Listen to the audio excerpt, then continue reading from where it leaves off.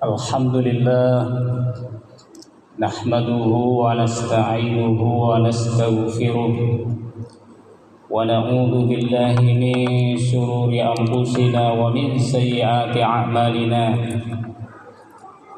may yahdihillahu fala mudilla lahu wa may yudlil fala hadiya lahu asyhadu an la ilaha illallah wahdahu la syarika lahu wa asyhadu anna Muhammadan abduhu wa rasuluh. Allahumma salli ala sayyidina Muhammad wa ala alihi wa sahbihi ajma'in, amma ba'd. Fa ya ayyuhal muslimuna rahimakumullah, usini nafsi wa iyyakum bi taqwallah faqad fazal muttaqun. Qala Allah Ta'ala fi kitabihil karim, a'udzu billahi minasy syaithanir rajim. Ya ayyuhalladzina amanu taqullaha haqqa tuqatih wa la tamutunna illa wa antum muslimun. Wa qala ta'ala fi ayatin ukhra, walau anna ahlal qura amanu wattaqaw lafatahna 'alaihim barakatin minas sama'i wal ardh walakin kadzabu fa'akhadnahum bima kanu yaksibun.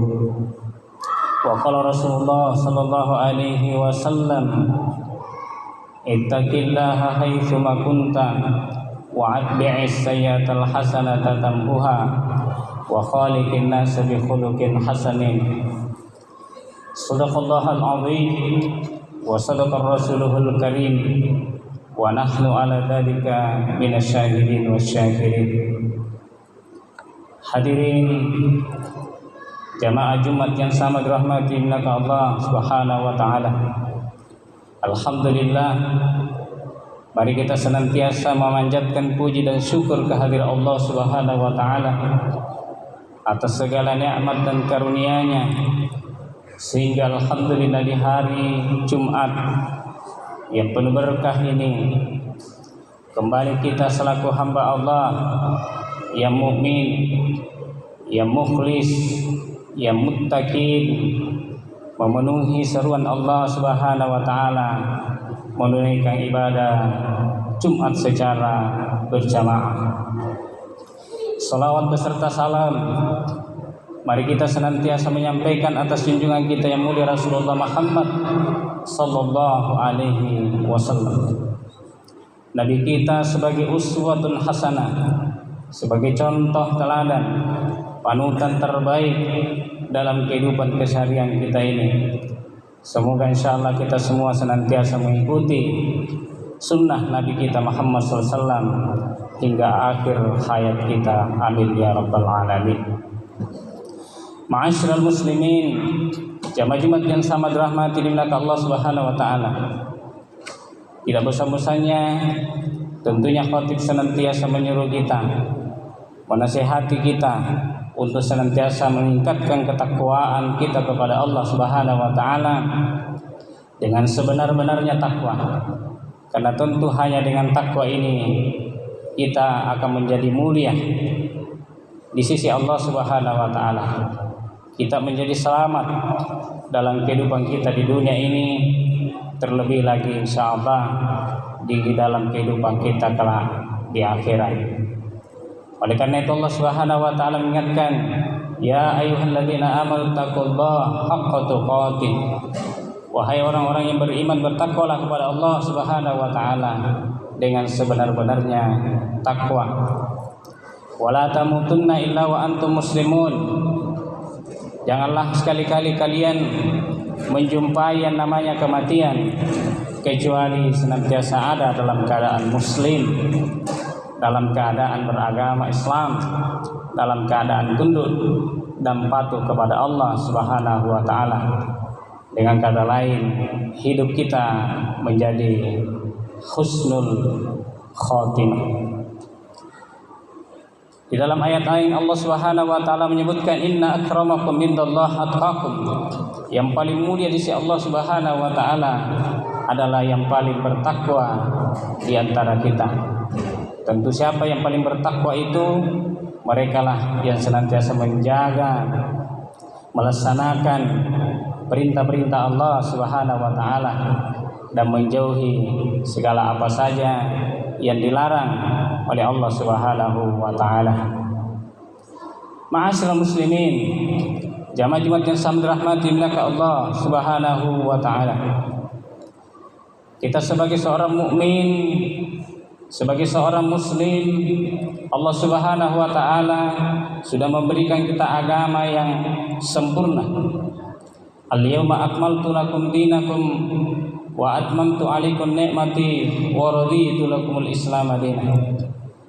Kata Allah Subhanahu wa taala, pada hari ini aku telah menyempurnakan bagi kalian agama kalian dan telah kucukupkan nikmatku atas kalian dan telah kuridhoi Islam sebagai agama atas kalian.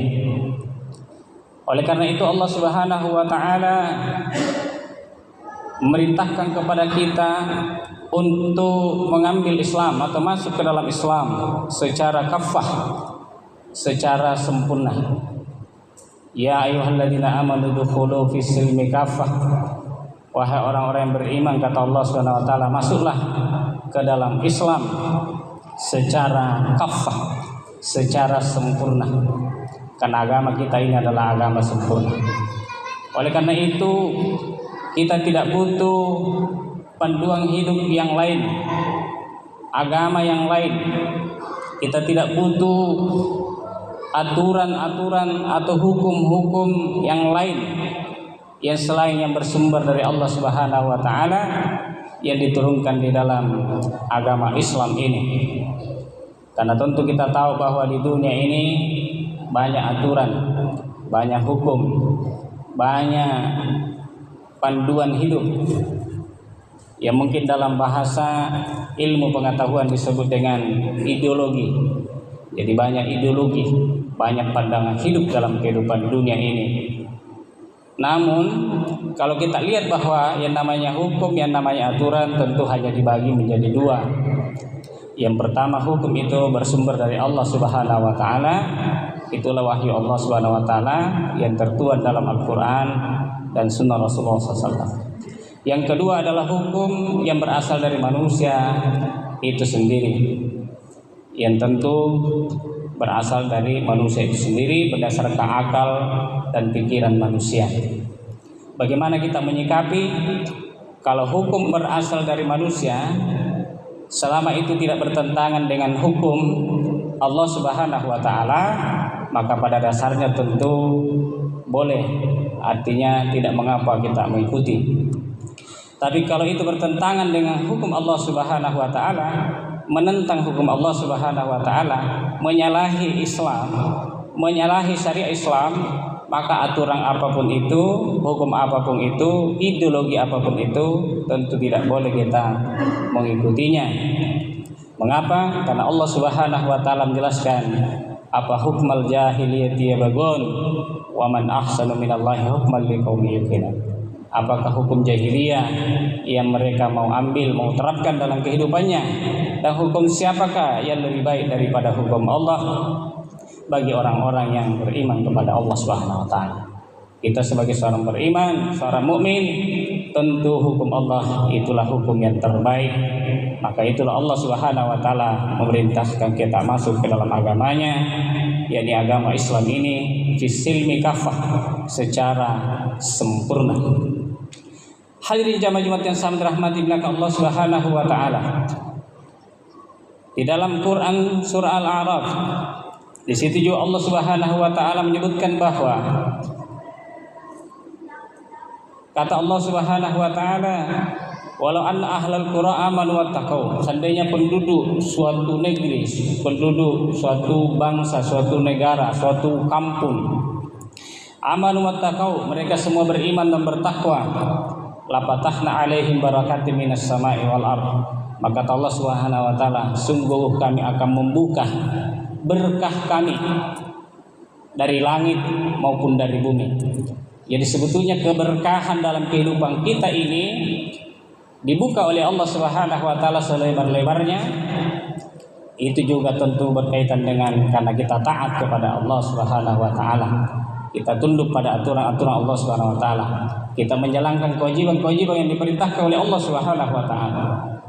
Ada kewajiban yang sifatnya 5 kali sehari semalam diperintahkan oleh Allah Subhanahu wa taala, seperti ibadah salat fardu. 5 kali diperintahkan oleh Allah Subhanahu wa taala.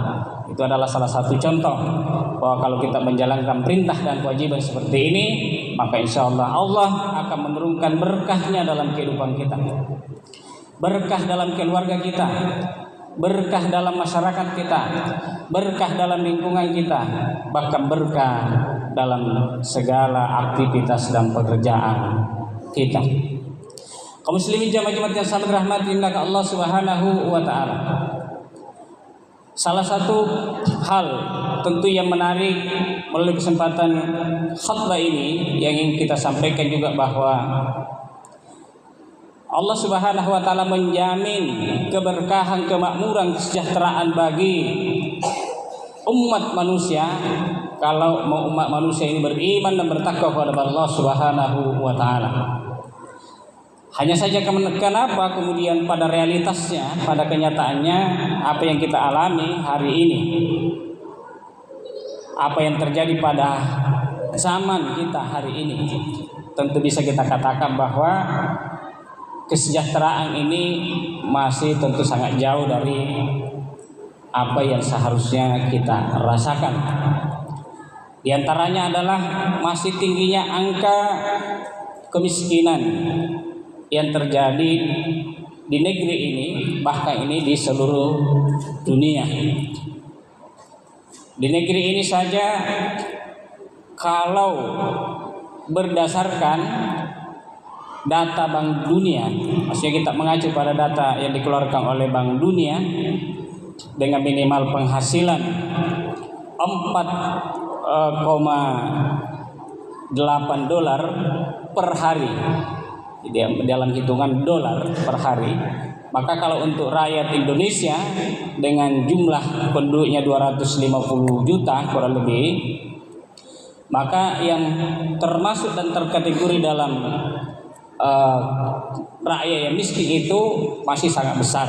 Nah, itu kalau menurut standar Bank Dunia dengan penghasilan 4, sekian dolar per hari, itu sekitar 170 juta atau 60%. 60% rakyat Indonesia itu masih tergolong dalam hidup di bawah garis kemiskinan. Itu standar internasional. Namun kalau standar BPS berdasarkan yang dikeluarkan oleh dalam standar dalam negeri oleh pemerintah, dengan penghasilan di bawah 20.000 satu hari, dengan penghasilan 20.000 di bawah 20.000 satu hari, artinya menurut pemerintah kita kalau penghasilannya itu 20.000 ke bawah barulah terkategori rakyat miskin, ya, 20.000 per hari. Tentu bisa kita bayangkan bagaimana 20.000 per hari itu baru dikatakan miskin. Jadi kalau kita masih bisa berpenghasilan 20.000 berarti masih kaya atau masih tidak termasuk miskin. Dan itu jumlahnya hanya sekitar 30 juta jiwa atau 20 juta lebih, ya.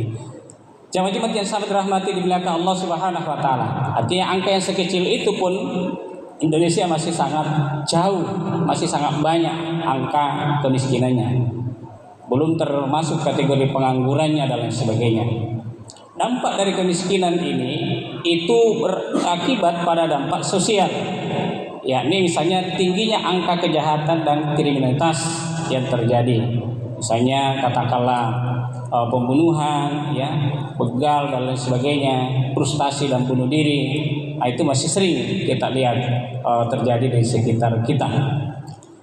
Bahkan ada misalnya satu keluarga yang membunuh, ya, misalnya semua keluarganya, anggota keluarganya, termasuk dirinya sendiri terakhir dia bunuh, itu hanya karena merasa tidak bisa menghidupi kehidupannya. Jemaah-jemaah yang sangat dirahmati oleh Allah Subhanahu wa taala, yang menjadi pertanyaan besar bagi kita sebagai rakyat Indonesia adalah bahwa bukankah Indonesia ini dikenal sebagai Jamrut Khatulistiwa, artinya negara yang memiliki jumlah kekayaan yang sangat besar, baik itu yang berkaitan dengan apa yang ada di dalam perut bumi seperti tambang, ya, mineral, batu bara, emas, timah, nikel dan lain sebagainya. Belum hasil hutan, belum hasil laut, belum hasil pertanian. Artinya kita sebetulnya memiliki kekayaan yang luar biasa banyaknya. Tapi jumlah kekayaan itu tidak berkorelasi langsung dengan kesejahteraan yang terjadi. Misalnya di Papua, di sana dikenal sebagai tambang emas terbesar bahkan di dunia, tetapi tidak berkorelasi langsung dengan kesejahteraan rakyat Papua. Begitu besarnya kekayaan kita, bahkan ada seorang